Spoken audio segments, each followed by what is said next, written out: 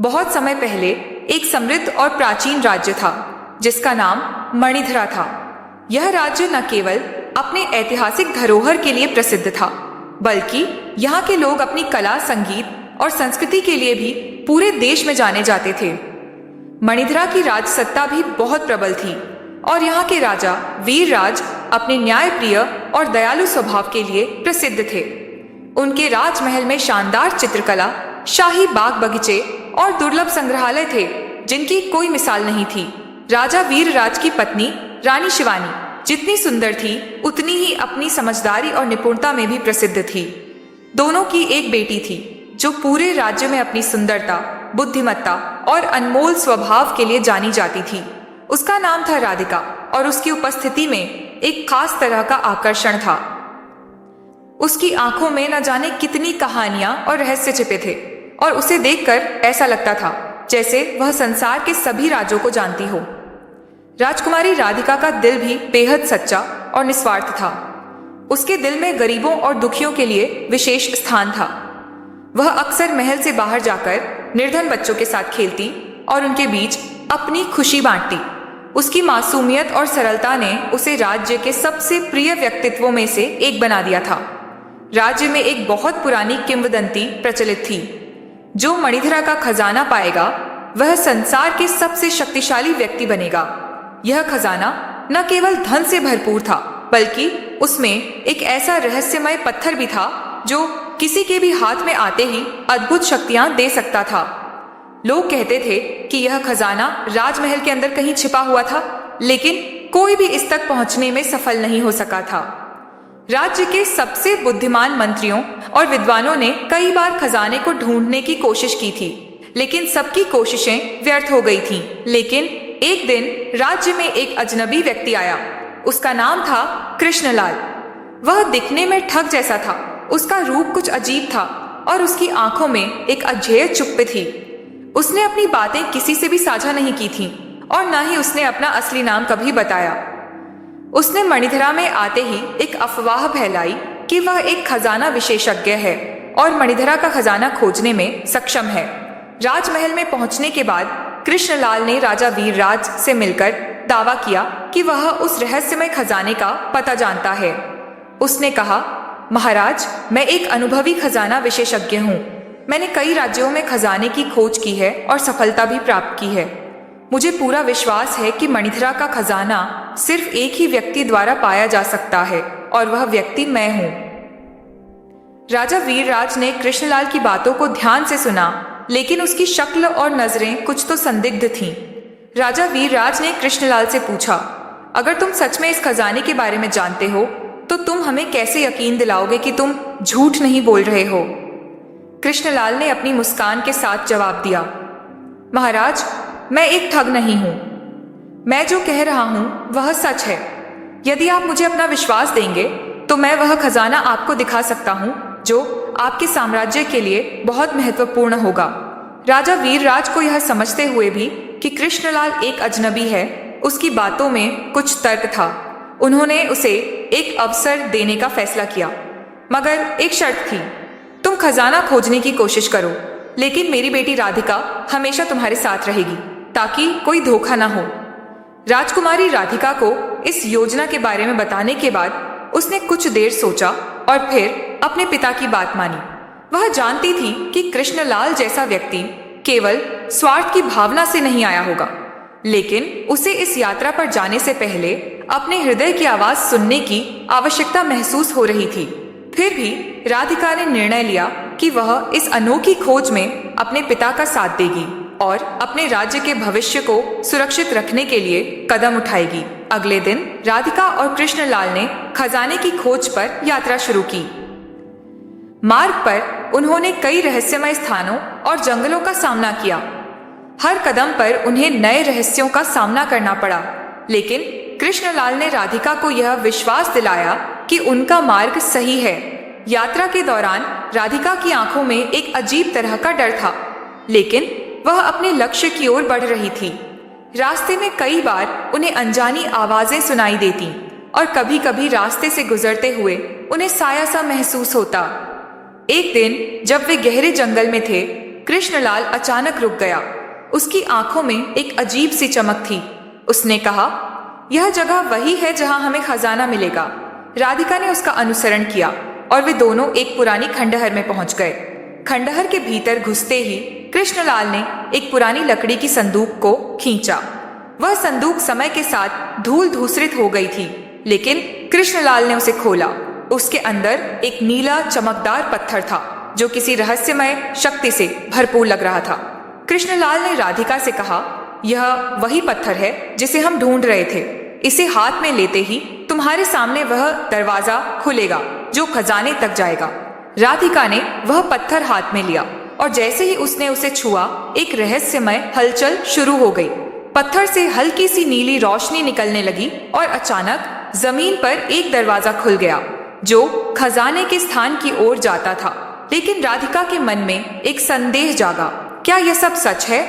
क्या कृष्णलाल सच में एक मददगार है या फिर वह किसी और योजना का हिस्सा है? राधिका की सोच और भी गहरी हो गई। वह महसूस करने लगी कि कृष्णलाल का इरादा केवल खजाना प्राप्त करने का नहीं हो सकता था, बल्कि वह उसे पाने के लिए किसी और उद्देश्य से यहाँ आया था। क्या वह सच में एक ठग था? यही सवाल अब उसके मन में घूम रहे थे और इसका उत्तर वह अगले चरण में खोजने वाली थी। राधिका के मन में कई सवालों का तूफान उमड़ने लगा। उसने उस नीले चमकते पत्थर को हाथ में लिया और उसकी रोशनी को ध्यान से देखा। पत्थर की चमक अब बहुत तेज हो गई थी और एक रहस्यमय सी आवाज सुनाई दी, जैसे कोई चेतावनी दे रहा हो। राधिका की आंखों में संदेह की लहरें दौड़ने लगीं। क्या वह सच में उस खजाने तक पहुंचने का रास्ता जानती है? और क्या कृष्णलाल उस रास्ते के लिए सही व्यक्ति है? उसने धीरे से कृष्णलाल से पूछा, क्या तुम मुझे सच में बता सकते हो कि यह खजाना क्या है और इस पत्थर का असल मकसद क्या है? कृष्णलाल ने अपनी मुस्कान छिपाते हुए कहा, राजकुमारी, यह पत्थर केवल तुम्हारे हाथों में अपनी असली शक्ति दिखाता है। जब तुम इसे पकड़ोगी तब वही रहस्यमय दरवाजा खुलेगा जो खजाने तक जाता है। परंतु यह खजाना केवल धन और शक्ति का नहीं है। यह एक अद्भुत शक्ति का स्रोत है जो यदि सही हाथों में हो तो संसार को बदल सकता है, लेकिन यदि यह गलत हाथों में चला जाए तो यह राज्य को नष्ट कर सकता है।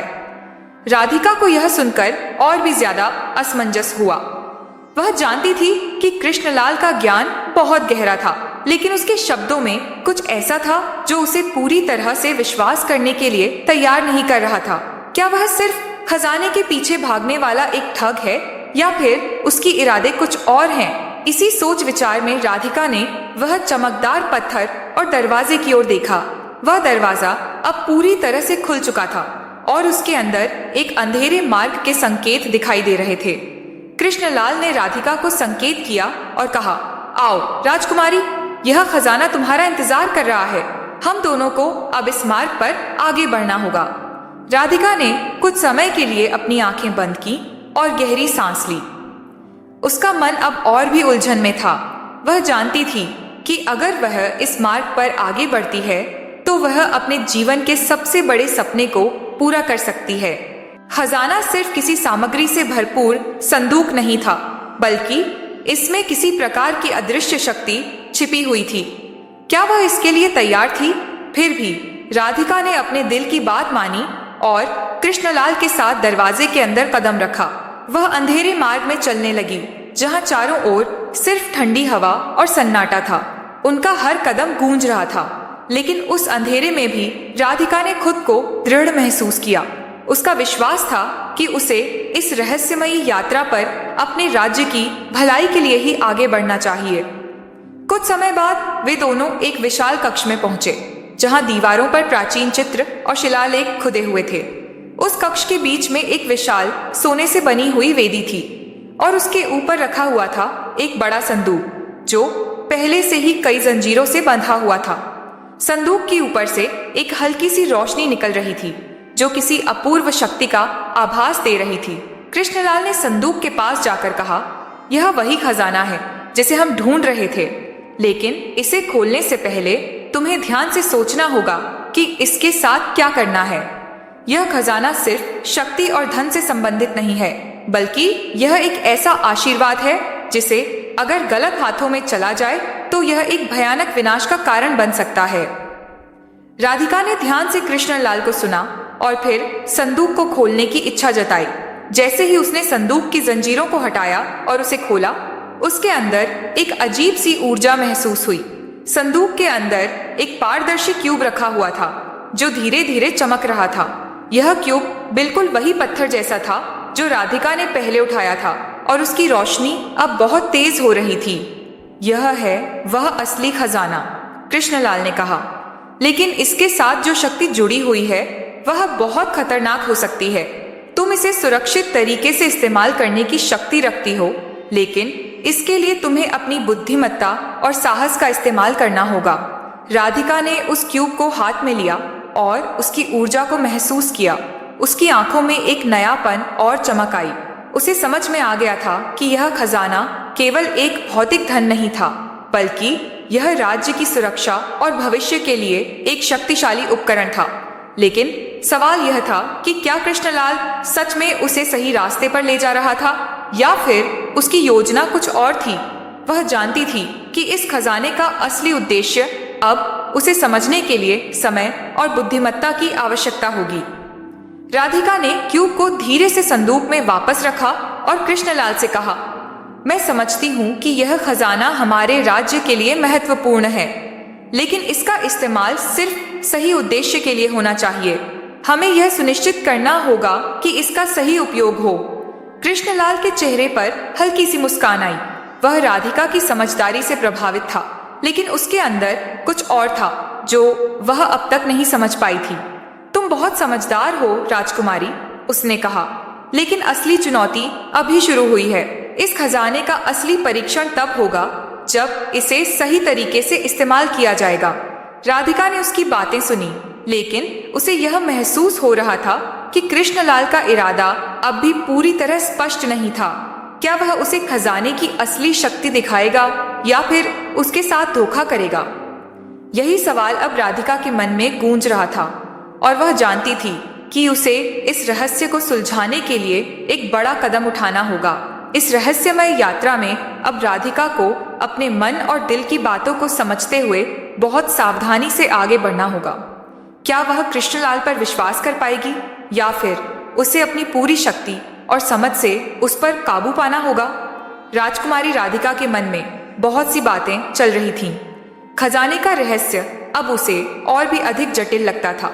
कृष्णलाल के शब्दों में कुछ ऐसा था जो उसे पूरी तरह से भरोसा करने से रोक रहा था। फिर भी वह समझ रही थी कि अब उसके पास रास्ते का चुनाव करने के अलावा कोई दूसरा विकल्प नहीं था। वह जानती थी कि अगर इस खजाने को सही हाथों में रखा जाए तो यह राज्य को समृद्ध बना सकता है, लेकिन अगर गलत हाथों में चला गया तो यह बर्बादी का कारण बन सकता था। कृष्णलाल, राधिका ने दृढ़ता से कहा, मैं इस खजाने को अपने राज्य की भलाई के लिए इस्तेमाल करूंगी, लेकिन अगर तुम मुझे धोखा देने की कोशिश करोगे तो मैं तुम्हें कभी माफ नहीं करूंगी। कृष्णलाल ने उसकी आंखों में देखा और फिर उसकी आंखों में एक छिपी हुई चमक उभरी। राजकुमारी, तुम्हारे साहस की मैं सराहना करता हूँ, लेकिन याद रखना, इस खजाने का असली मूल्य तब पता चलेगा जब इसे सही तरीके से इस्तेमाल किया जाएगा। तुम तैयार हो या नहीं? हमें इसे खोलना होगा, क्योंकि इसके बिना हम कभी नहीं जान पाएंगे कि इसमें छिपी शक्ति कितनी महान है। राधिका ने गहरी सांस ली और फिर क्यूब को फिर से संदूक से बाहर निकाला। जैसे ही वह क्यूब उसके हाथों में आया, उसकी चमक और भी तेज हो गई। उसकी रोशनी अब एक भयंकर बिजली की तरह फैलने लगी थी, जो पूरे कमरे को अपनी चपेट में लेने को तैयार थी। राधिका ने क्यूब को पूरी तरह से महसूस किया और एक गहरी धड़कन के साथ उसे आगे बढ़ाया। जैसे ही क्यूब उसके हाथों में पूरा समा गया, अचानक एक धमाके जैसी आवाज हुई और कमरे में चारों ओर नीली रोशनी फैल गई। राधिका के शरीर में एक अजीब सी शक्ति दौड़ने लगी। वह महसूस कर रही थी कि इस क्यूब ने उसे कुछ नया दिया है। उसकी सोच, उसकी दृष्टि और उसके फैसले अब पहले से कहीं अधिक स्पष्ट और सशक्त हो गए थे। उसे यह एहसास हुआ कि उसने सही कदम उठाया था और अब वह इस खजाने की शक्ति का सही उपयोग करने के लिए तैयार थी। लेकिन तभी अचानक कृष्णलाल ने क्यूब की ओर बढ़कर कहा, राजकुमारी, यह केवल तुम्हारा नहीं, यह खजाना सभी की शक्ति है। अगर तुम इसे अकेले इस्तेमाल करोगी तो तुम्हें इसके परिणामों का सामना करना होगा। यह शक्ति पूरी दुनिया में फैल सकती है। राधिका ने उसे आंखों में गहरी नजर डाली और बोली, मुझे इसकी पूरी शक्ति का एहसास है, लेकिन मैं इसे केवल अपने राज्य की भलाई के लिए इस्तेमाल करूंगी। मैं इसे किसी के खिलाफ नहीं, बल्कि हमारे लोगों के लिए इस्तेमाल करूंगी। कृष्णलाल का चेहरा अब गंभीर हो गया। उसकी आंखों में एक अलग सा बदलाव आया। वह बोला, तुम सही कह रही हो राजकुमारी, लेकिन तुम क्या जानती हो कि इसका असली उद्देश्य क्या है? राधिका को उसकी बातों में अब और भी संदेह होने लगा। उसे लगने लगा कि कृष्णलाल सिर्फ उसकी शक्ति और ज्ञान का उपयोग करना चाहता है। वह उसे इस खजाने का वास्तविक उद्देश्य नहीं बताना चाहता था। राधिका ने तुरंत निर्णय लिया कि वह इस खजाने के बारे में और गहराई से जानने के लिए खुद ही आगे बढ़ेगी। कृष्णलाल, उसने कहा, तुमने कहा था कि यह खजाना हमारी शक्ति को बदल सकता है, लेकिन तुम्हें यह जानने की आवश्यकता है कि इसका असली उपयोग क्या है। मैं इसका खुलासा करूंगी। कृष्णलाल कुछ पल के लिए चुप रहा और फिर बोला, तुम्हें यह समझने में वक्त लगेगा राजकुमारी। यह खजाना सिर्फ एक साधारण वस्तु नहीं है। इसे इस्तेमाल करने का तरीका और समय दोनों ही बहुत महत्वपूर्ण है। अगर तुम इस पर सही नियंत्रण नहीं रख पाई तो इसे वापस उसी स्थान पर रखना होगा जहां से तुमने इसे निकाला। राधिका ने क्यूब को अपनी पकड़ में और मजबूती से लिया। उसे अब कृष्णलाल के शब्दों में छिपी चेतावनी का एहसास हो रहा था। वह जानती थी कि यह खजाना न केवल किसी साधारण धन से जुड़ा हुआ था, बल्कि यह एक ऐसी शक्ति थी जो किसी को भी अजेय बना सकती थी, लेकिन इसका उपयोग करते वक्त बहुत सावधानी बरतनी पड़ेगी। मैं इसे वापस नहीं रखूंगी, राधिका ने कहा। यह राज्य के लिए है और इसे सही रास्ते पर चलने की आवश्यकता है। अब मैं इसे जानने के लिए हर संभव प्रयास करूंगी। कृष्णलाल अब चुप था, लेकिन उसकी आंखों में एक छुपी हुई साजिश थी। उसे महसूस हो गया था कि राधिका अब किसी भी स्थिति में खजाने की पूरी शक्ति को अपने हाथों में रखना चाहती थी। वह देख चुका था कि राधिका में वह क्षमता है, लेकिन साथ ही वह जानता था कि अगर वह इस शक्ति का गलत इस्तेमाल करती है तो यह खजाना उसके लिए विनाश का कारण भी बन सकता है। ठीक है राजकुमारी, कृष्णलाल ने आखिरकार कहा, तुम्हारी इच्छाओं को देख मैं यह मानता हूं कि तुम इसे संभालने के लिए तैयार हो, लेकिन याद रखना तुम अकेली नहीं हो और इस शक्ति का असली परीक्षण अभी बाकी है। राधिका ने उसकी बातों पर ध्यान नहीं दिया। उसकी नजरें अब उस क्यूब पर टिकी थीं जो उसके हाथ में था। वह जानती थी कि यह यात्रा केवल खजाने तक पहुंचने की नहीं थी, बल्कि इस खजाने की शक्ति को समझने की थी। वह अब खुद को पूरी तरह तैयार महसूस कर रही थी। इस खजाने का असली उद्देश्य क्या था? क्या कृष्णलाल सच में उसका मित्र था या वह इसे अपनी तरह से उपयोग करने की योजना बना रहा था? इन सवालों के जवाब के लिए राधिका को अपनी यात्रा को और भी गहरे तरीके से समझने की जरूरत थी, लेकिन इस यात्रा का अब नया मोड़ आ चुका था।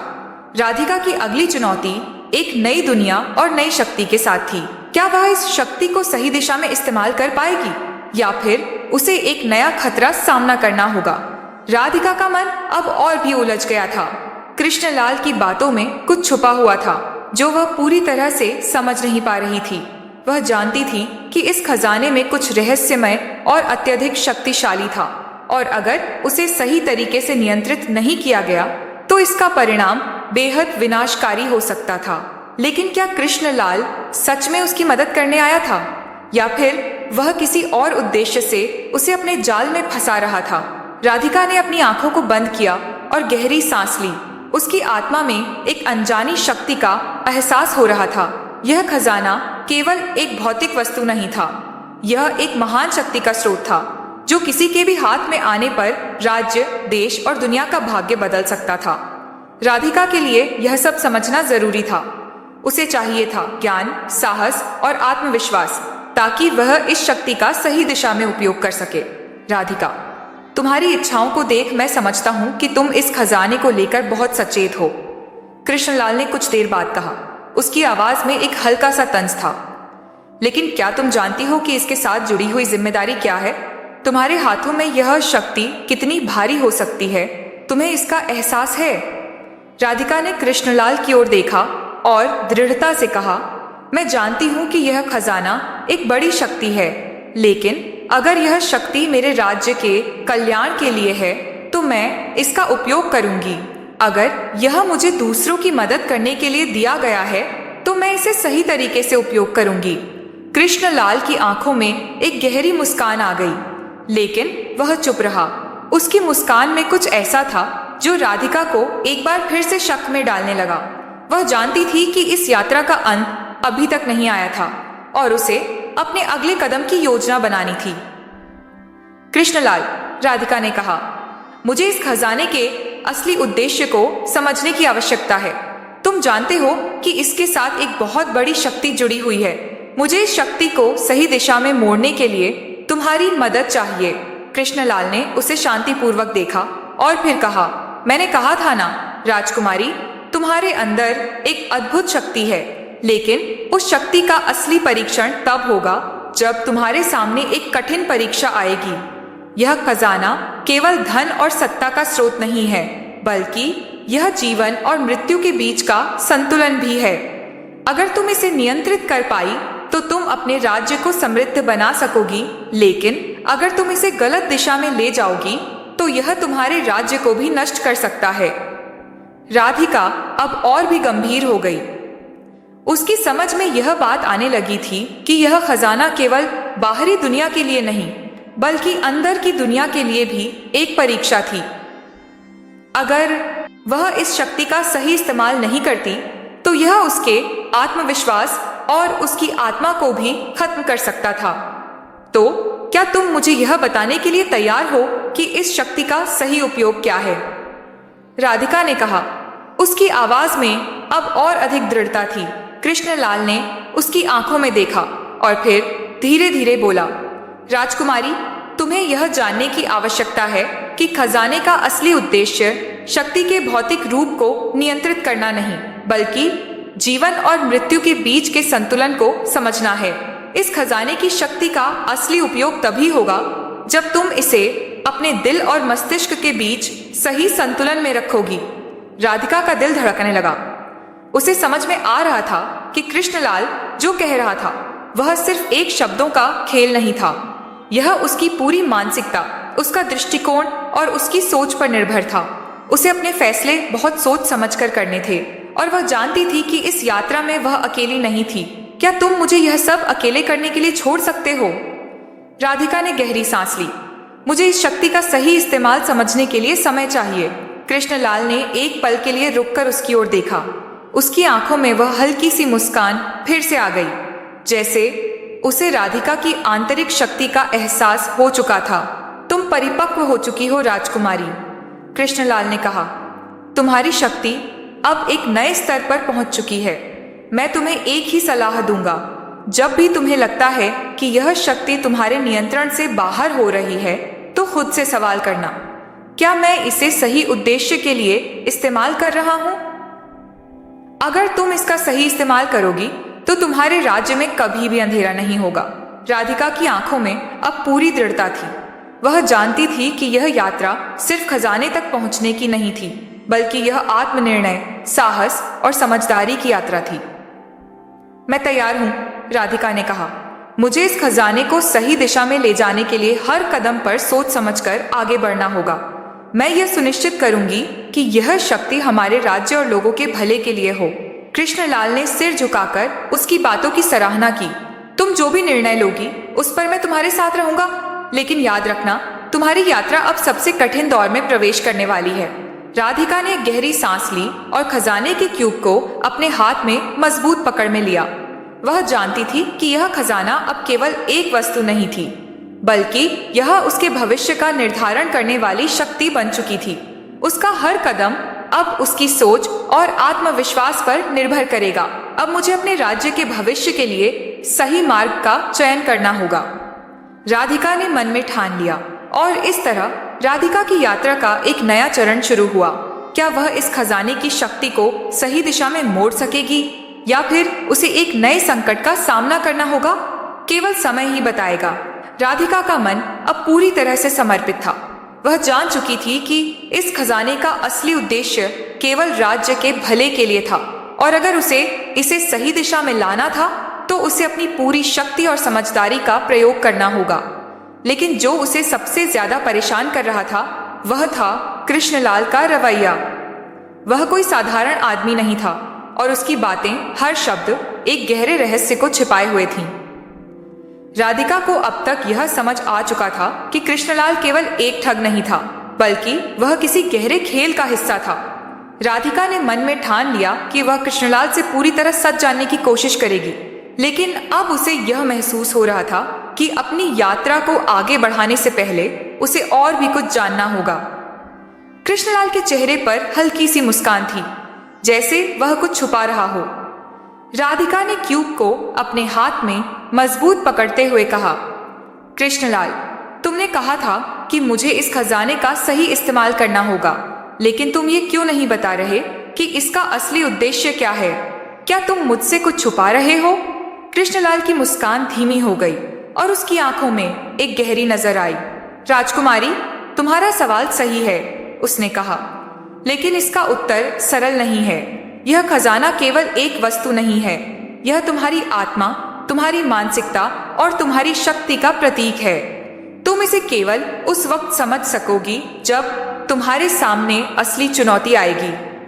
राधिका ने उसकी बातों को सुना, लेकिन उसके दिल में संदेह की लहरें उमड़ने लगीं। क्या कृष्णलाल उसे सच में समझा रहा था, या फिर वह किसी और रास्ते पर ले जाने की योजना बना रहा था? तो क्या तुम मुझे यह नहीं बताओगे कि असली उद्देश्य क्या है? राधिका ने दोबारा सवाल किया। कृष्णलाल ने थोड़ी देर चुप रहकर फिर कहा, राजकुमारी, यह खजाना केवल तुम्हारी शक्ति का प्रतीक है, लेकिन इसके साथ जुड़ी हुई एक और शक्ति भी है जो तुम अभी पूरी तरह से समझ नहीं पाई हो। यह शक्ति तुम्हारे राज्य को समृद्ध कर सकती है, लेकिन अगर इसे गलत तरीके से इस्तेमाल किया तो यह तुम्हारे राज्य को नष्ट भी कर सकती है। राधिका को समझ में आ गया कि कृष्णलाल जो कह रहा था वह सिर्फ शब्दों का खेल नहीं था, यह एक गहरी शक्ति का संदेश था। अब उसे यह जानना था कि वह इस शक्ति को कैसे अपने पक्ष में कर सकती थी ताकि उसका राज्य सुरक्षित रहे। तो क्या तुम मुझे यह नहीं बताओगे कि मुझे इसका सही उपयोग कैसे करना चाहिए? राधिका ने एक बार फिर से सवाल किया। कृष्णलाल ने उसकी ओर देखा और धीमी आवाज में कहा, राजकुमारी, इसका सही उपयोग तुम तभी जान सकोगी जब तुम्हारे सामने वह घड़ी आएगी। तुम इसे अपनी आत्मा से महसूस करोगी। राधिका ने गहरी सांस ली। उसे समझ में आ गया था कि इस रहस्यमयी यात्रा में उसे अपनी खुद की ताकत पर विश्वास करना होगा। अब वह कृष्णलाल पर पूरी तरह निर्भर नहीं रह सकती थी। यह यात्रा उसकी थी और उसकी शक्ति ही उसे सही रास्ता दिखा सकती थी। ठीक है, राधिका ने कहा, मैं इसे अपनी शक्ति से समझने की कोशिश करूंगी, लेकिन मुझे यह भरोसा चाहिए कि तुम मेरे साथ हो। कृष्णलाल ने उसकी आंखों में देखा और फिर सिर झुका लिया।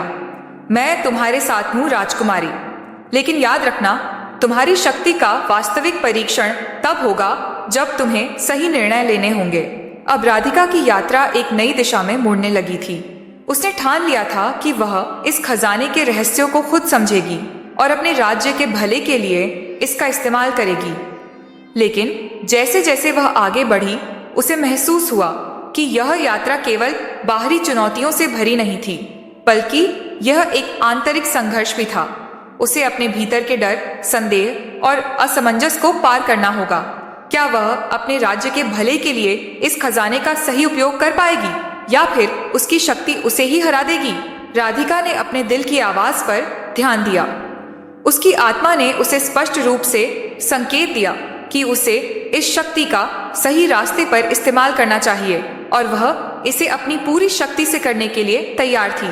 कुछ समय बाद राधिका और कृष्णलाल एक और रहस्यमयी गुफा में पहुंच गए। गुफा की दीवारों पर अजीब सी प्रतिमाएं बनी हुई थीं, जो किसी प्राचीन देवता की प्रतीक थीं। गुफा के भीतर एक विशाल कक्ष था और उसके केंद्र में एक चमकती हुई मूर्ति रखी हुई थी। यह क्या है? राधिका ने पूछा। उसकी आंखों में विस्मय था। कृष्णलाल ने कहा, यह वही स्थान है जहां खजाना पूरी शक्ति के साथ जागृत होता है। लेकिन ध्यान रखना राजकुमारी, इस मूर्ति को अगर गलत तरीके से छुआ गया तो यह पूरे राज्य के लिए खतरे का संकेत हो सकता है। राधिका ने ध्यान से मूर्ति की ओर देखा। उसकी आंखों में एक रहस्यमयी चमक थी। वह जानती थी कि उसे इस चुनौती का सामना करना होगा, लेकिन क्या वह सही तरीके से इसे संभाल पाएगी? तुम तैयार हो राजकुमारी? कृष्णलाल ने पूछा। उसकी आवाज में गहरी चेतावनी थी। राधिका ने सिर उठाया और दृढ़ता से कहा, हाँ, अब मुझे अपने राज्य और लोगों के भले के लिए इस शक्ति का सही इस्तेमाल करना होगा। जैसे ही राधिका ने मूर्ति के पास कदम बढ़ाया, अचानक चारों ओर एक घना अंधेरा फैल गया और उसकी आंखों के सामने एक भयंकर दृश्य उभरने लगा। यह यात्रा अब एक नए मोड़ पर थी और राधिका को इस बार अपनी सबसे बड़ी परीक्षा का सामना करना था। क्या वह अपनी आंतरिक शक्ति को पहचान पाएगी और क्या वह इस खजाने की शक्ति को सही दिशा में मोड़ सकेगी? राधिका का दिल धड़कने लगा। जैसे ही उसने उस रहस्यमयी मूर्ति के पास कदम बढ़ाया, अचानक चारों ओर अंधेरा घना हो गया। उसका शरीर ठंडा हो गया, जैसे कोई अप्रत्याशित ताकत उसे अपनी गिरफ्त में लेने की कोशिश कर रही हो। यह अंधेरा सिर्फ भौतिक नहीं था, बल्कि आत्मिक भी था। राधिका को महसूस हुआ कि इस जगह का हर कण उसे अपने भीतर खींचने की कोशिश कर रहा था, जैसे एक गहरी खाई उसे अपनी ओर बुला रही हो। ये क्या हो रहा है? राधिका ने अपने अंदर की आंतरिक शक्ति को महसूस किया और फिर धीरे धीरे अपनी सोच को नियंत्रित करने की कोशिश की। वह जानती थी कि यह उसकी आंतरिक शक्ति का परीक्षण था और उसे इसे पार करने के लिए अपनी पूरी ताकत लगानी होगी। कृष्णलाल की आवाज सुनाई दी, लेकिन वह दूर से आती हुई लग रही थी। राजकुमारी, तुम जिस रास्ते पर चल रही हो वह सिर्फ तुम्हारी परीक्षा नहीं, बल्कि तुम्हारी आत्मा की परीक्षा भी है। तुम इसे तब तक पार नहीं कर सकती जब तक तुम अपने भीतर के भय और संदेह को नहीं छोड़ देती। राधिका ने अपनी आंखें बंद की और गहरी सांस ली।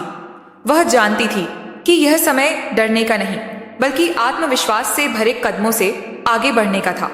उसने अपने दिल की आवाज सुनी और उस आवाज ने उसे यह समझने में मदद की कि असली शक्ति केवल बाहरी चीजों में नहीं, बल्कि अपने भीतर छिपी हुई है।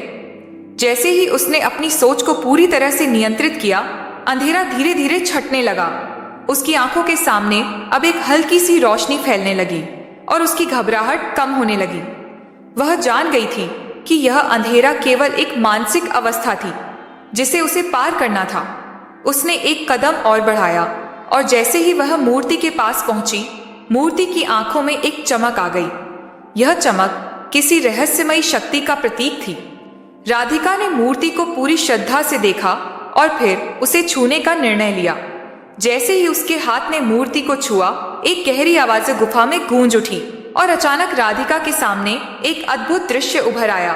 वह एक विस्तृत और रहस्यमयी जंगल में खड़ी थी, जहां हर पेड़ और पौधा अपनी चमक से जगमगा रहे थे। इस जंगल में जीवन की एक अद्भुत ऊर्जा थी, जैसे हर कण में कोई प्राचीन शक्ति समाहित हो। उसके आसपास एक शांत और शक्तिशाली वातावरण था, लेकिन तभी जंगल के भीतर से एक गहरी आवाज आई। तुमने सही कदम उठाया राजकुमारी। अब तुम्हारे सामने यह तय करने का समय है कि तुम इस शक्ति का उपयोग किसके लिए करोगी। क्या तुम अपने राज्य के भले के लिए इसका इस्तेमाल करोगी या फिर इस शक्ति को अपनी तृष्णा और लालच की भेंट चढ़ा दोगी? राधिका ने चारों ओर देखा, लेकिन कहीं भी किसी का चेहरा दिखाई नहीं दे रहा था। यह आवाज किसी अदृश्य शक्ति की थी जो उसे अपने निर्णय पर विचार करने के लिए प्रेरित कर रही थी। राधिका का दिल अब शांत था और वह जानती थी कि यह उसका पल था जब उसे अपनी पूरी शक्ति का परीक्षण करना होगा। मैं इस शक्ति का सही उपयोग करूंगी, राधिका ने दृढ़ता से कहा। मैं इसे केवल अपने राज्य और लोगों के भले के लिए इस्तेमाल करूंगी। मुझे इस शक्ति की सही दिशा का मार्गदर्शन मिलेगा और मैं कभी भी इस शक्ति को निजी लालच के लिए नहीं इस्तेमाल करूंगी। जैसे ही उसने यह शब्द कहे, जंगल की चमक और भी बढ़ गई और एक अजीब सी ऊर्जा उसके अंदर समाहित हो गई। उसे लगा जैसे उसकी सारी थकावट दूर हो गई हो और अब वह पूरी तरह से तैयार थी। उसकी सोच, उसकी समझ और उसकी आंतरिक शक्ति अब उस स्तर पर पहुंच चुकी थी जो उसने कभी नहीं सोचा था। अचानक वह फिर से गुफा में वापस आ गई। उसकी आंखों के सामने वही मूर्ति थी और कृष्णलाल अब उसके पास खड़ा था। उसकी आंखों में एक अजीब सी चमक थी, जैसे वह राधिका की पूरी यात्रा को समझ रहा हो। राजकुमारी, तुमने जो निर्णय लिया है वह सही है, कृष्णलाल ने कहा, लेकिन तुम्हारे सामने अब एक नई चुनौती है। इस शक्ति को सही दिशा में मोड़ने के लिए तुम्हें और भी बड़े और कठिन निर्णय लेने होंगे। राधिका ने कृष्णलाल की ओर देखा और फिर गहरी सांस ली। मैं जानती हूं कि मेरी यात्रा अब और भी कठिन होने वाली है, लेकिन अब मुझे अपनी शक्ति पर पूरा विश्वास है। मैं इसे अपने राज्य के भले के लिए इस्तेमाल करूंगी और किसी भी बलिदान से पीछे नहीं हटूंगी। कृष्णलाल की आंखों में एक अजीब सी चमक थी। उसने सिर झुकाया और कहा, राजकुमारी, तुम अब उस शक्ति के मालिक हो जिसका उपयोग पूरी दुनिया के लिए हो सकता है। लेकिन याद रखना, यह शक्ति केवल तुम्हारे अंदर के साहस, संयम और दयालुता पर निर्भर करेगी। अगर तुम कभी भी किसी गलत रास्ते पर चली तो इस शक्ति का उल्टा असर होगा। राधिका ने दृढ़ता से सिर झुकाया। मैं कभी भी इस शक्ति को गलत दिशा में नहीं जाने दूंगी। मुझे यह समझ में आ गया है कि असली शक्ति खुद को समझने में है और उसे सही उद्देश्य के लिए प्रयोग करने में है। कृष्णलाल अब खामोश हो गया। राधिका की आंखों में एक नई दृढ़ता और आत्मविश्वास था। वह जानती थी कि उसकी यात्रा अब एक नई शुरुआत है। खजाने की शक्ति अब उसके हाथों में थी और उसका हर कदम उसकी और उसके राज्य की दिशा तय करेगा। तो फिर राधिका ने कहा, अब हमें आगे बढ़ना होगा। मुझे अपने राज्य में वापस लौटना होगा और इस शक्ति का सही उपयोग करना होगा। कृष्णलाल ने उसकी ओर देखा और फिर कहा, तुम तैयार हो राजकुमारी? अब तुम्हारा सामना पूरी दुनिया से होगा, लेकिन मुझे यकीन है कि तुम सही रास्ते पर चलोगी। राधिका ने एक गहरी सांस ली और खजाने के क्यूब को अपने हाथों में मजबूती से पकड़ा। वह जानती थी कि यह यात्रा केवल शुरुआत थी और अब उसे अपनी पूरी शक्ति और समझ के साथ अपने राज्य की भलाई के लिए कार्य करना था। क्या राधिका अपनी शक्ति को सही दिशा में मोड़ सकेगी? क्या वह अपने राज्य को समृद्ध और सुरक्षित बना सकेगी, या फिर उसे एक नए खतरे का सामना करना होगा? यह केवल समय ही बताएगा। राधिका की आत्मा में एक नई ऊर्जा थी और उसका मन अब पूरी तरह से स्पष्ट था।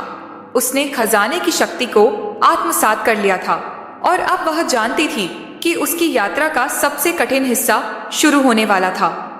कृष्णलाल के शब्दों की गूंज उसके कानों में बार बार सुनाई देती थी। तुम्हारी शक्ति का परीक्षण तब होगा जब तुम दुनिया से सच्चाई का सामना करोगी। यह खजाना न केवल तुम्हारे राज्य के लिए बल्कि तुम्हारे आत्मविश्वास और निर्णय की परीक्षा भी है। राधिका ने गुफा के अंधेरे से बाहर कदम रखा और अपने राज्य की ओर चलने लगी। रास्ते में उसकी सोच गहरी हो गई थी। वह जानती थी कि उसे अब न केवल अपने राज्य की रक्षा करनी थी, बल्कि उसे इस खजाने की शक्ति का सही तरीके से उपयोग भी करना था। वह न चाहकर भी सोचने लगी थी कि इस यात्रा में केवल उसे ही नहीं, बल्कि उसके राज्य के लोगों को भी एक बड़ी परीक्षा से गुजरना होगा। राधिका का राज्य नंदनपुर शांति और समृद्धि का प्रतीक था, लेकिन यह सब अब खतरे में था। उसकी यात्रा की जानकारी धीरे धीरे राज्य के लोगों तक पहुंच चुकी थी। कुछ लोग इस खजाने को लेकर उत्साहित थे, जबकि कुछ इसे एक शाप मान रहे थे। इस शक्तिशाली खजाने की अवधारणा के आसपास कई मिथक और अफवाहें फैल चुकी थीं। राज्य में एक अदृश्य खतरा था, शत्रु राज्य जो हमेशा नंदनपुर की समृद्धि से जलते थे, अब इस खजाने के बारे में जान चुके थे और उसे छीनने के लिए किसी भी हद तक जा सकते थे। राधिका को यह समझने में देर नहीं लगी कि इस खजाने के बिना नंदनपुर की शक्ति कमजोर हो जाएगी। कृष्णलाल का संदेश उसे याद आया, जब तुम्हें लगता है कि यह शक्ति तुम्हारे नियंत्रण से बाहर हो रही है तो खुद से सवाल करना, क्या तुम इसे सही उद्देश्य के लिए इस्तेमाल कर रही हो? यह सवाल उसकी सोच को और स्पष्ट करता जा रहा था। वह जानती थी कि इस खजाने का उद्देश्य केवल व्यक्तिगत लाभ के लिए नहीं था, बल्कि इसके माध्यम से पूरे राज्य की समृद्धि और कल्याण के लिए था। राज्य में वापस आते ही राधिका ने सबसे पहले महल में एक सभा बुलाई। सभी महत्वपूर्ण मंत्रियों, सैन्य अधिकारियों और प्रमुख नागरिकों को उपस्थित होने के लिए बुलाया गया। वह जानती थी कि यह समय सही फैसले लेने का था। जब सभा में सभी लोग एकत्र हो गए, राधिका ने अपनी योजना साझा की। प्रिय नागरिकों और अधिकारियों, राधिका ने सभा की शुरुआत की। हमारे राज्य को एक नई शक्ति मिली है, लेकिन इस शक्ति को केवल भलाई के लिए इस्तेमाल किया जाएगा। यह खजाना सिर्फ हमारे भौतिक धन को बढ़ाने के लिए नहीं है, बल्कि यह हमारे राज्य की सुरक्षा, समृद्धि और शांति की कुंजी है। सभा में बैठे एक मंत्री ने उठकर कहा, राजकुमारी, यह खजाना हमारे राज्य के लिए वरदान हो सकता है, लेकिन यह एक बड़ी जिम्मेदारी भी है। क्या हम इसके दुष्प्रभावों को नजरअंदाज कर सकते हैं? क्या आप सुनिश्चित हैं कि यह शक्ति हमें नहीं खो देगी? राधिका ने उसे शांतिपूर्वक देखा और फिर कहा, हमें अपनी आंतरिक शक्ति पर विश्वास रखना होगा। हम इसका सही दिशा में उपयोग करेंगे। हम केवल अपने राज्य के हित के लिए इसे लागू करेंगे। लेकिन जैसे ही राधिका ने सभा समाप्त की और महल के बाहर कदम रखा, उसे एहसास हुआ कि उसकी चिंता अब केवल राज्य तक सीमित नहीं रही थी। राज्य में हर जगह लोगों का डर और आशंका फैल रही थी। कुछ लोग खजाने की शक्ति के लाभ से आशान्वित थे, जबकि कुछ लोग इसके दुष्प्रभावों से डर रहे थे। शत्रु राज्य के बारे में भी वह चुप नहीं रह सकती थी। वह जानती थी कि यदि उसने इस खजाने का सही उपयोग नहीं किया तो यह उसके राज्य और लोगों के लिए एक विनाशकारी निर्णय हो सकता था। राधिका के सामने अब एक बड़ी चुनौती थी।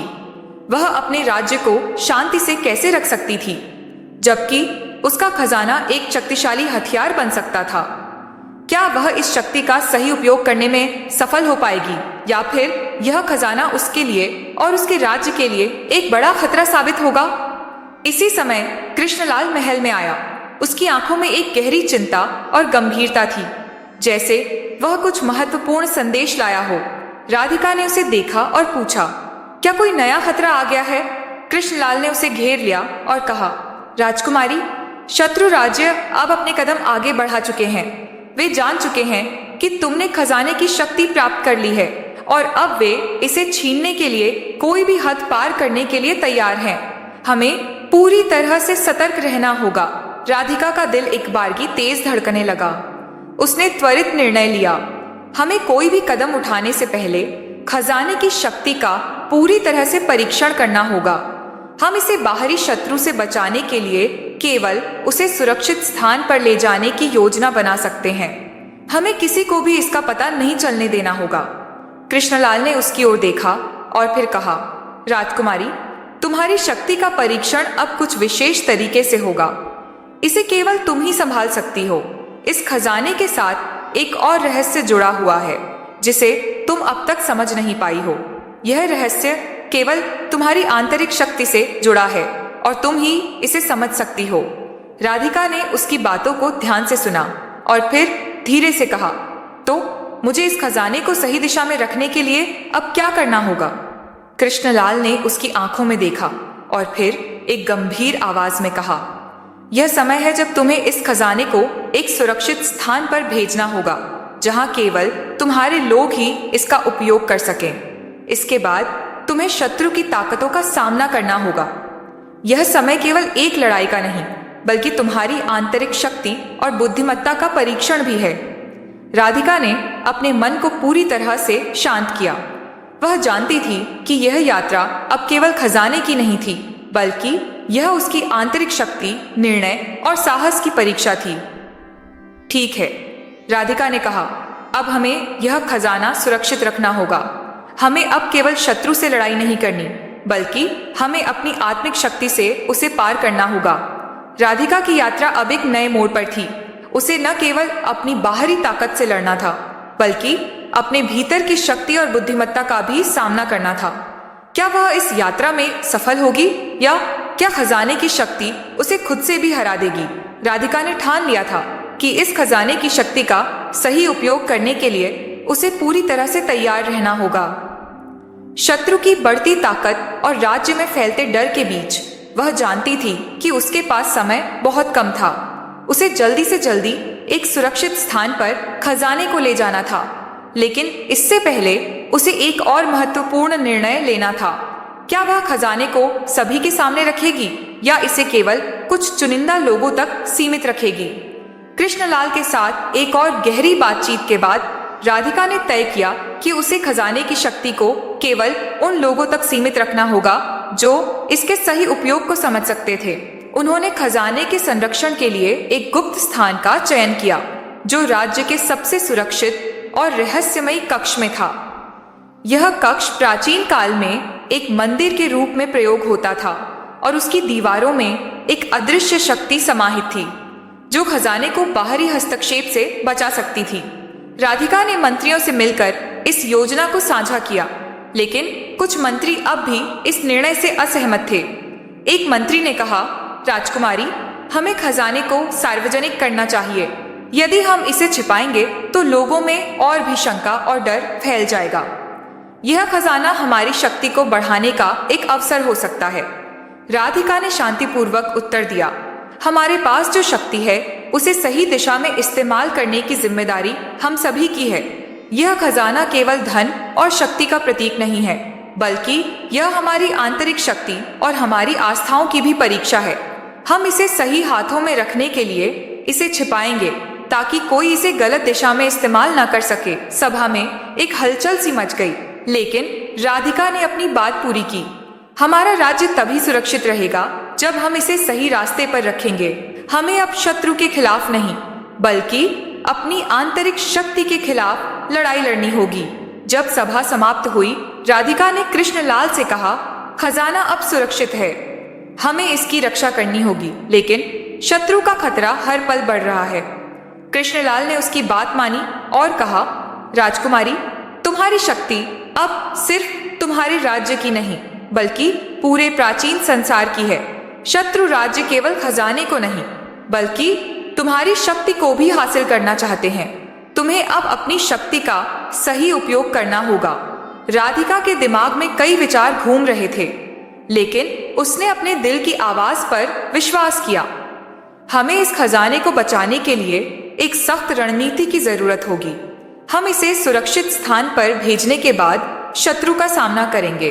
अगली सुबह राधिका और कृष्णलाल ने खजाने को छिपाने के लिए एक गुप्त रास्ता तैयार किया। यह रास्ता पुराने महल के तहखाने से होता हुआ जंगल के एक गहरे हिस्से में स्थित मंदिर की ओर जाता था। रास्ते को सिर्फ राधिका और उसके सबसे विश्वास पात्र सैनिकों को ही पता था, लेकिन जैसे जैसे वे खजाने को सुरक्षित स्थान की ओर ले जा रहे थे, एक नाजुक स्थिति उत्पन्न हो गई। शत्रु राज्य के कुछ जासूस राधिका के कदमों का पीछा कर रहे थे और उन्हें लगने लगा था कि खजाना कहीं पास में ही छिपाया जा रहा है। राधिका ने अपनी सैन्य ताकत को मजबूत किया और सख्त सुरक्षा घेरे को तैयार किया। उसे पता था कि हर पल खतरा हो सकता है और उसे किसी भी स्थिति में शांत और सतर्क रहना होगा। हमें जल्द से जल्द खजाने को सुरक्षित स्थान पर पहुंचाना होगा। राधिका ने अपने सबसे भरोसेमंद सैनिक से कहा, जैसे ही खजाना सुरक्षित हो जाए, हमें शत्रु से होने वाले संभावित हमलों का मुकाबला करना होगा। कृष्णलाल ने राधिका की ओर देखा।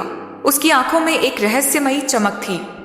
राजकुमारी, तुमने सही फैसला लिया है, लेकिन याद रखना, यह केवल बाहरी लड़ाई नहीं है। असली लड़ाई तुम्हारे भीतर छिपी हुई है। तुम्हें अपनी आंतरिक शक्ति को और भी मजबूत करना होगा। राधिका ने गहरी सांस ली और कहा, मैं अपनी आंतरिक शक्ति को पहचान चुकी हूँ कृष्णलाल। मुझे अब बाहरी शक्ति से ज्यादा विश्वास अपने अंदर की शक्ति पर है। अंततः खजाना उस गुप्त मंदिर में सुरक्षित रूप से रख दिया गया और राधिका ने अपने सैन्य बल को पूरी तरह से सुसज्जित किया। लेकिन एक नई चुनौती सामने खड़ी थी। शत्रु की सेना अब राज्य के सीमा के पास पहुंच चुकी थी। वे कभी भी हमला कर सकते हैं। राधिका ने अपने सैन्य अधिकारियों से कहा, हमें हर स्थिति के लिए तैयार रहना होगा। लेकिन राधिका ने महसूस किया कि यह युद्ध केवल तलवारों और ढालों से नहीं जीता जा सकता था। उसे शत्रु की मानसिकता को भी समझना होगा। वह जानती थी कि यदि उसे शत्रु को हराना था तो उसे केवल युद्ध नहीं, बल्कि अपनी रणनीति और बुद्धिमत्ता से भी मुकाबला करना होगा। कृष्णलाल के शब्दों को याद करते हुए उसने तय किया कि वह शत्रु के नेता से मिलकर बातचीत करेगी। कभी कभी युद्ध से बचने के लिए युद्ध की आवश्यकता नहीं होती। राधिका ने अपने मंत्रियों से कहा, हमें शत्रु से मिलकर शांति का रास्ता खोजना होगा, लेकिन क्या यह शांतिपूर्ण समाधान शत्रु के लिए स्वीकार्य होगा या फिर राधिका को एक और लड़ाई का सामना करना पड़ेगा? यह केवल समय ही बताएगा। राधिका का निर्णय काफी साहसिक था। शत्रु से शांति की उम्मीद रखने का जोखिम वह जानती थी, लेकिन अब उसे एक नई दिशा में सोचने की जरूरत थी। युद्ध से कहीं ज्यादा कठिन उसके लिए यह था कि वह एक नई रणनीति अपनाए, जिससे न केवल राज्य का बचाव हो बल्कि शत्रु के दिल में भी भय और सम्मान उत्पन्न हो। राज्य की सीमा के पास एक गहरी खामोशी फैल चुकी थी। शत्रु की सेना, जो पहले उग्र और आक्रामक दिखाई देती थी, अब कुछ हिचकिचाती हुई दिख रही थी। यह वह मौका था जब राधिका ने शांति की बातचीत का प्रस्ताव पेश करने का निश्चय किया। कृष्णलाल ने उसे समझाया, राजकुमारी, यह निर्णय ठीक है, लेकिन शत्रु के नेता की मानसिकता को समझना बहुत जरूरी है। वह एक ठग हो सकता है जो सिर्फ शक्ति और दबदबे के बारे में सोचता हो। राधिका ने गहरी सोच के बाद निर्णय लिया, फिर भी हमें उम्मीद नहीं छोड़नी चाहिए। अगर हम संवाद करते हैं तो हमें उनके भीतर इंसानियत जगाने का प्रयास करना होगा। अगर हम युद्ध में जाने के बाद हार गए तो हम फिर कभी शांति नहीं पा सकते। उसने अपने अधिकारियों को आदेश दिया कि वह शत्रु के मुख्यालय तक शांति प्रस्ताव भेजे और इस प्रस्ताव के साथ कुछ शर्तें जोड़ें। अगर शत्रु युद्ध से पीछे हटने के लिए तैयार हो तो वह खजाने के उपयोग को नियंत्रित कर सकती है, जिससे किसी भी प्रकार की दखलंदाजी और बल का प्रयोग रोका जा सके। शत्रु की सेना का नेतृत्व करने वाला ठग वर्धन एक दुष्ट और चालाक आदमी था। उसने कभी भी राधिका की तरह किसी शासक को सम्मान नहीं दिया था। उसने अक्सर शत्रु राज्य के सैनिकों को उनकी ताकत के बल पर दबाया था और उसकी आंखों में केवल सत्ता की प्यास थी। ऐसे में राधिका का शांति प्रस्ताव उसके लिए एक चुनौती था और वह इस प्रस्ताव को हल्के में नहीं लेने वाला था। कुछ दिन बाद शत्रु से एक संदेश आया। वर्धन ने शांति की बातचीत के लिए राधिका से मिलने का प्रस्ताव दिया, लेकिन उसने शर्त रखी थी कि बैठक केवल एक खामोशी वाले इलाके में होगी, जहां दोनों पक्षों के सैनिकों की उपस्थिति पर पाबंदी हो। राधिका ने सोचा कि यह एक अच्छा मौका हो सकता है। उसने कृष्णलाल और अन्य मंत्रियों से सलाह ली और निर्णय लिया कि वह वर्धन से मिलने जाएगी, लेकिन पूरी सावधानी बरतते हुए। वर्धन से मिलने के लिए राधिका एक रहस्यमयी और दूरदराज के इलाके में पहुंची। यह स्थान एक विशाल जंगल के बीच स्थित था, जहां से केवल कुछ ही रास्ते निकलते थे। राधिका के साथ कृष्णलाल और कुछ विशेष सुरक्षा अधिकारी थे, लेकिन शेष सैनिकों को दूर रखा गया था। यह एक संवेदनशील बैठक थी और राधिका जानती थी कि इस समय एक गलत कदम भी राज्य के लिए भारी हो सकता था। वर्धन पहले से ही वहां मौजूद था। उसकी आंखों में एक खतरनाक चमक थी। वह एक उच्च मंच पर खड़ा था और उसकी मुद्रा में एक आत्मविश्वास था जो किसी शासक के जैसा लगता था। राधिका ने अपना कदम बढ़ाया और वर्धन की ओर चलने लगी।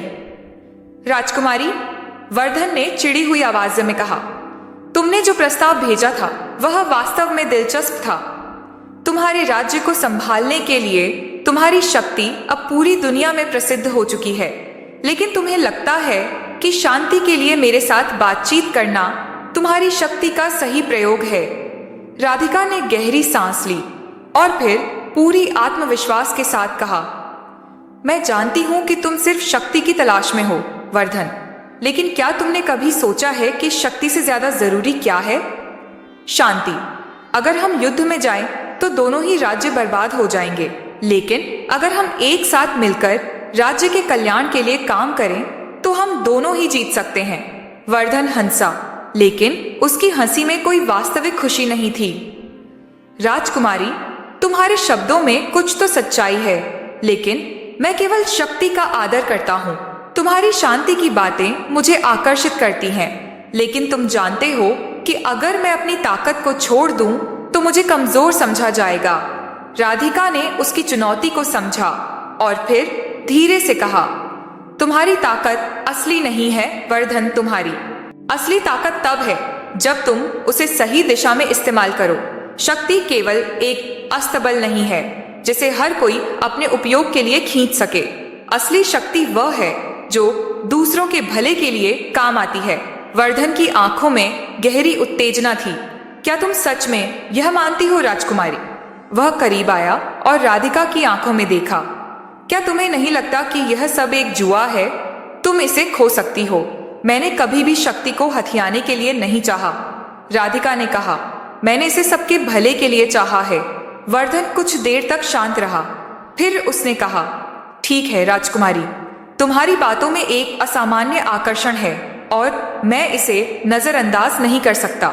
तुम चाहती हो कि मैं अपनी सेना वापस बुला लूं, लेकिन क्या तुम तैयार हो अपनी ताकत साबित करने के लिए?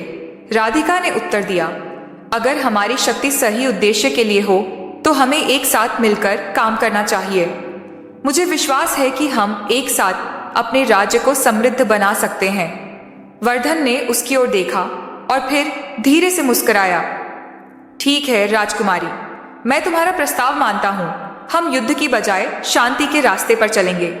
लेकिन याद रखना, इस प्रस्ताव का मतलब यह नहीं कि तुम मुझसे कमजोर हो। यह सिर्फ एक समझौता है। राधिका ने सिर झुकाया और फिर कहा, शांति की शक्ति कहीं अधिक होती है वर्धन। हम दोनों अब एक नई शुरुआत करेंगे। जैसे ही यह बैठक समाप्त हुई, राधिका और वर्धन ने शांति समझौते पर हस्ताक्षर किए। दोनों सेनाएं अब युद्ध के बजाय एक साथ राज्य की समृद्धि के लिए काम करने के लिए तैयार थीं। राधिका ने महसूस किया कि यह निर्णय सही था। युद्ध के बजाय शांति का रास्ता चुनकर उसने न केवल अपने राज्य को बचाया, बल्कि वर्धन जैसे ठग को भी अपनी शक्ति और बुद्धिमत्ता से हराया था। लेकिन क्या यह शांति सच्ची होगी या फिर शत्रु की चालें किसी और खतरे की ओर इशारा कर रही थी?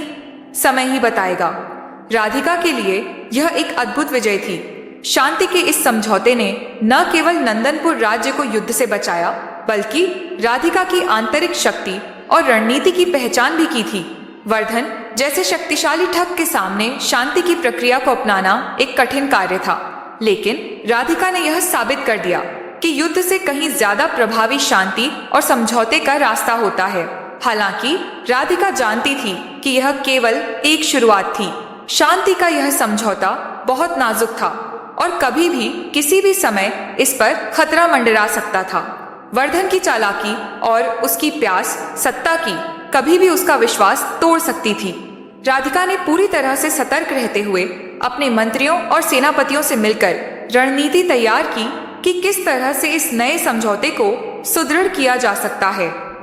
राज्य में जब यह समाचार फैला कि शांति का समझौता हो चुका था, तो कुछ नागरिकों ने राहत की सांस ली, लेकिन कुछ लोग यह मानने को तैयार नहीं थे कि वर्धन जैसी शख्सियत किसी प्रकार की शांति के लिए राजी हो सकती थी।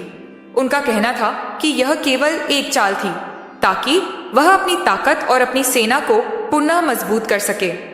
राधिका इस असहमति को समझती थी, लेकिन वह जानती थी कि शांति का रास्ता तभी संभव था जब उसे सच्ची प्रतिबद्धता से स्वीकारा जाए। राजकुमारी ने अपने विश्वास पात्र मंत्री और सैन्य कमांडरों के साथ एक और गहरी योजना बनाई।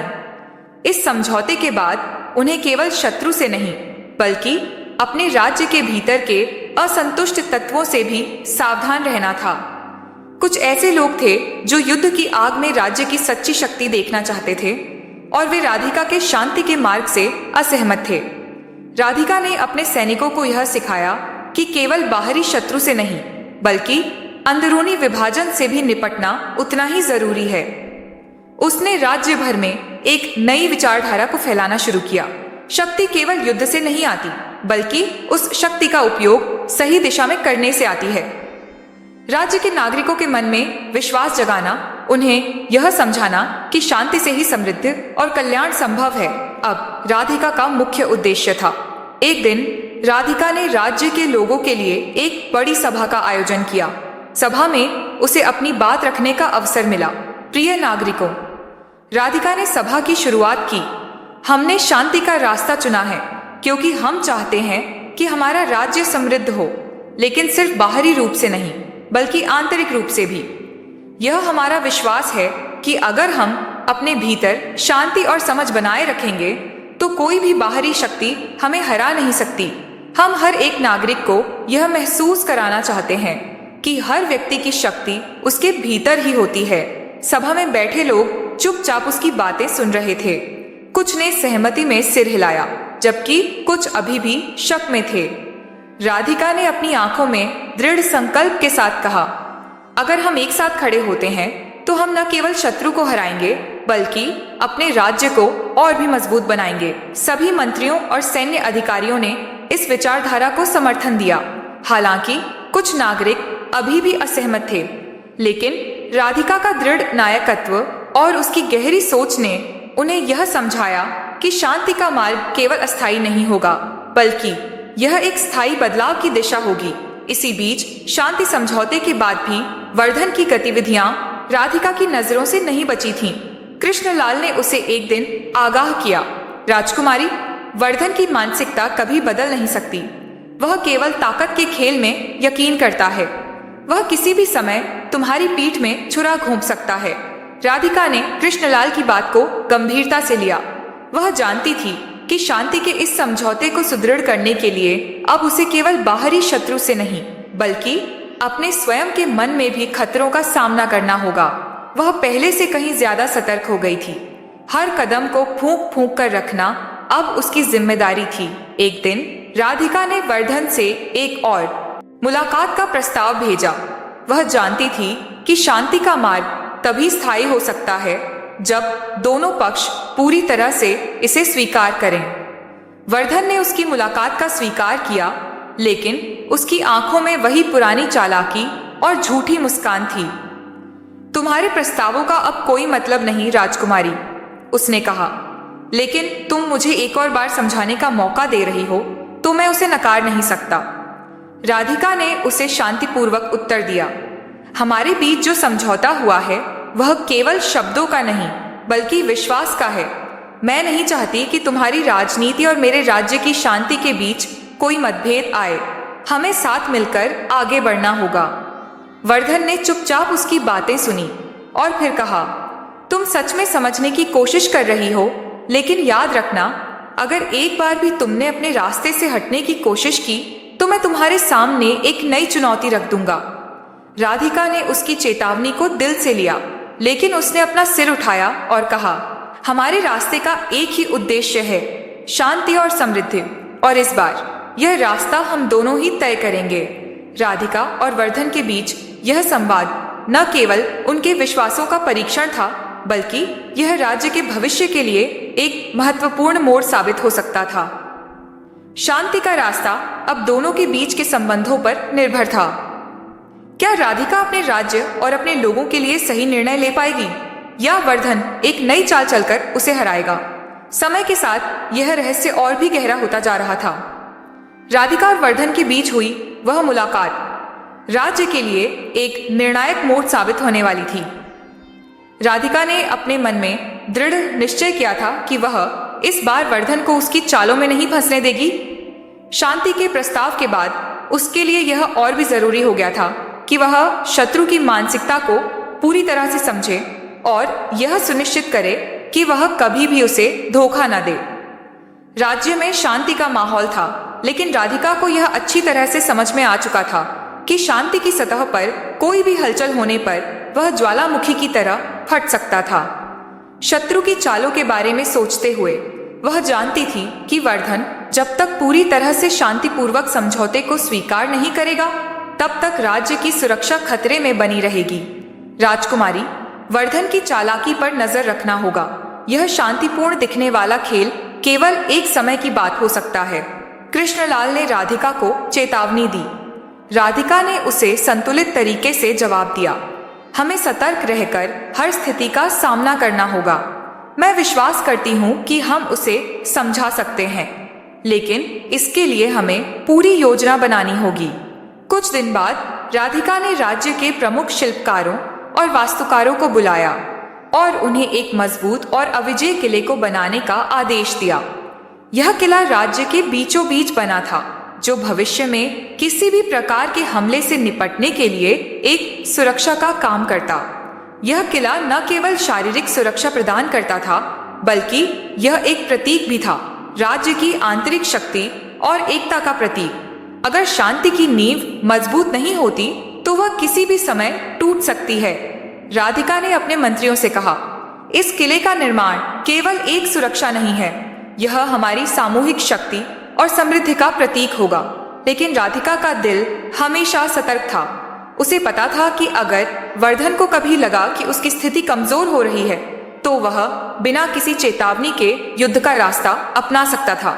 उसे यह भी अंदाजा था कि वर्धन के साथ यह नाजुक शांति समझौता केवल तभी काम करेगा जब उसे अपनी ताकत का एहसास हो और राज्य के प्रति उसके विचार बदल जाएं। कुछ समय बाद राधिका और वर्धन के बीच एक आखिरी मुलाकात हुई। यह बैठक एक बड़ी चुनौती थी क्योंकि राधिका को महसूस हो रहा था कि यह समझौता शांति की ओर या फिर नई लड़ाई की ओर मोड़ सकता है। वर्धन ने राधिका से कहा, राजकुमारी, मैं समझता हूं कि तुम शांति चाहती हो, लेकिन तुम्हारे प्रस्तावों में कुछ ऐसा है जो मुझे सही नहीं लगता। क्या तुम मुझे यह नहीं समझा सकती कि तुम्हारी शक्ति सिर्फ इसी राज्य तक सीमित क्यों रहनी चाहिए? राधिका ने एक गहरी सांस ली और शांतिपूर्वक कहा, वर्धन, शक्ति का मतलब केवल राज्य का विस्तार करना नहीं है। असली शक्ति तब है जब हम अपने राज्य के भीतर अपने लोगों को सुरक्षित और खुशहाल रख सकें। हमारी आंतरिक शक्ति से ही समृद्धि आती है। वर्धन कुछ देर के लिए चुप रहा। उसके मन में आंतरिक द्वंद्व था। वह समझ रहा था कि राधिका ने शांति के प्रस्ताव के साथ जो कदम उठाया था वह उसे नए दृष्टिकोण से सोचने पर मजबूर कर रहा था। हालांकि वह अब भी पूरी तरह से इस शांति को स्वीकार नहीं कर पा रहा था। तुम्हारी बातें सही हैं राजकुमारी, उसने धीमी आवाज में कहा, लेकिन क्या तुम सच में इस शांति का पालन करोगी? क्या तुम अपनी शक्ति से दूसरों को दबाने के बजाय उनके भले के लिए काम करोगी? राधिका ने उसकी आंखों में देखा और फिर अपने आत्मविश्वास से जवाब दिया, वर्धन, मैंने तुम्हारा सम्मान तब किया था जब तुमने हमारी शांति की बात मानी थी, लेकिन मैं यह वादा करती हूँ कि हम राज्य की शक्ति को केवल एक दूसरे के भले के लिए इस्तेमाल करेंगे और हम किसी को भी अपनी ताकत के कारण दबाने का नहीं सोचेंगे। वर्धन ने उसकी बातों पर ध्यान दिया और फिर कुछ देर चुप रहने के बाद वह बोला, ठीक है राजकुमारी, मैं तुमसे एक आखिरी वादा करता हूं। अगर तुम सच में इसे निभाने की कोशिश करोगी तो मैं तुम्हारा साथ दूंगा, लेकिन अगर तुमने अपने रास्ते से मुंह मोड़ा तो मैं तुम्हारी शक्ति को चुनौती दूंगा। राधिका ने सिर झुकाकर कहा, हम दोनों के बीच अब एक नया रास्ता होगा। यह रास्ता विश्वास और समर्पण का होगा और हम सभी के लिए एक बेहतर भविष्य बनाएंगे। इस समझौते के बाद वर्धन ने अपनी सेना को वापस बुला लिया और शांति का पालन करने का निर्णय लिया। राधिका ने किले का निर्माण पूरा किया और राज्य में समृद्धि और शांति का वातावरण फैलाया। कुछ महीनों बाद नंदनपुर राज्य एक आदर्श राज्य बन चुका था।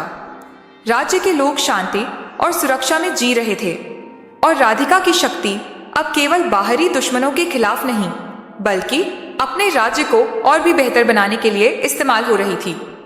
वर्धन भी धीरे धीरे समझ गया था कि असली शक्ति वह है जो दूसरों के भले के लिए इस्तेमाल हो। राधिका और वर्धन के बीच हुआ यह समझौता एक महत्वपूर्ण सबक दे गया कि युद्ध से नहीं बल्कि शांति और समझ से किसी भी राज्य को मजबूत किया जा सकता है। और इस प्रकार राधिका ने ठग वर्धन को न केवल पराजित किया बल्कि उसे एक बेहतर इंसान बनने की दिशा भी दिखाई। कहानी का अंत इस संदेश के साथ हुआ कि सबसे बड़ी शक्ति वह है जो दूसरों के भले के लिए इस्तेमाल हो और यही असली महानता है। तो दोस्तों, वीडियो कैसी लगी कमेंट में जरूर बताएं और भी ऐसे वीडियो देखने के लिए चैनल को सब्सक्राइब करें। मिलते हैं किसी और नए वीडियो के साथ। धन्यवाद।